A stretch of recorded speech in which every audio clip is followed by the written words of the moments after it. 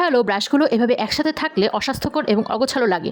তাই আমি পেপসি 7 আপের বোতলের মুখাগুলো নিয়ে নিয়েছি। নিয়ে এগুলোকে ছিদ্র করে একটা খালি সুতার রিমের সাথে লাগিয়ে দিয়েছি।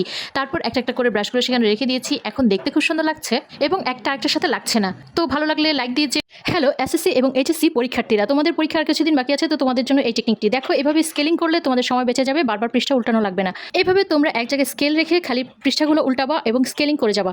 তো এতে তোমাদের সময় অনেকটা বেঁচে যাবে বারবার পৃষ্ঠা উল্টিয়ে স্কেলিং করার জন্য। ধন্যবাদ। টেকনিকটি ভালো লাগলে পেজটি ফলো দিয়ে যেও, ভিডিওতে একটা লাইক দিয়ে। হ্যালো, নুডলস, চিপস বা যে কোনো চকলেটের প্যাকেট আমরা অর্ধেক খাওয়ার পর বাকি অর্ধেক এভাবেই এয়ারটাইট করে রাখতে পারি। সেটার জন্য আমি নিয়েছি এখানে একটা সুই। তোমরা যে কোনো কিছু নিতে পারো। সুইটাকে হালকা গরম করে নিব, বেশি গরম করা যাবে না, তাহলে কিন্তু ছিঁড়ে যাবে। হালকা গরম করে তারপর একটা দাগ টেনে নিব, তাহলে কিন্তু প্যাকেটটা এয়ারটাইট হয়ে যাবে এবং প্যাকেটের জিনিস ভালো থাকবে। এরকম আরও দরকারি হ্যাক্স পেতে আমার পেজটি ফলো করে রাখো এবং ভিডিওতে একটা লাইক দিও।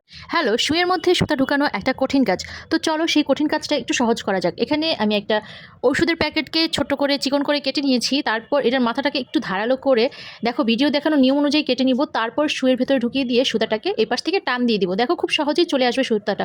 এরকম আরও দরকারি হ্যাক্স পেতে আমার পেজটি ফলো দিয়ে রেখো।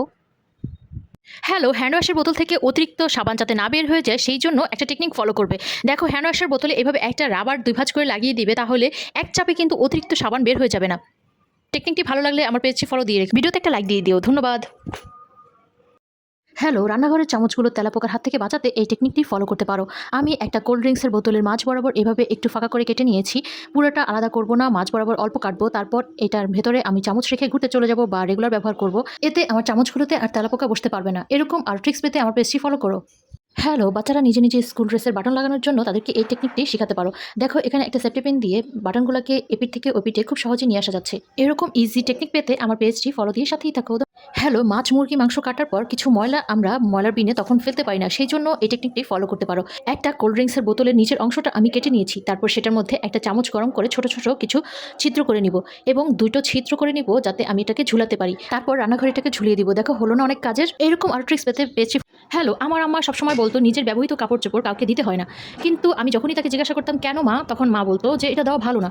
কিন্তু এই কথাটা আমার পছন্দ হতো না। আমার কাছে এটা মনে হতো একটা কুসংস্কার। তাই আমি সবসময় আমার পুরনো কাপড় চোপড় বা যেটা ব্যবহার হচ্ছে না সেটা অন্য কাউকে দিয়ে দিতাম। কিন্তু হুট করে একদিন আমি জানতে পারলাম আসলে এটা কেন দেওয়া ভালো না।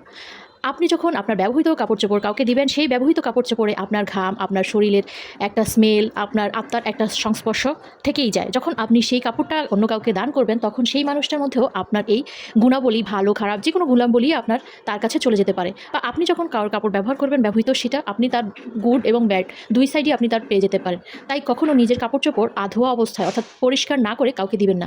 পরিষ্কার করে তারপর কাউকে দিতে পারেন, ধুয়ে ভালো করে রোদে দিয়ে তারপর কাউকে দান করতে পারেন। তাহলে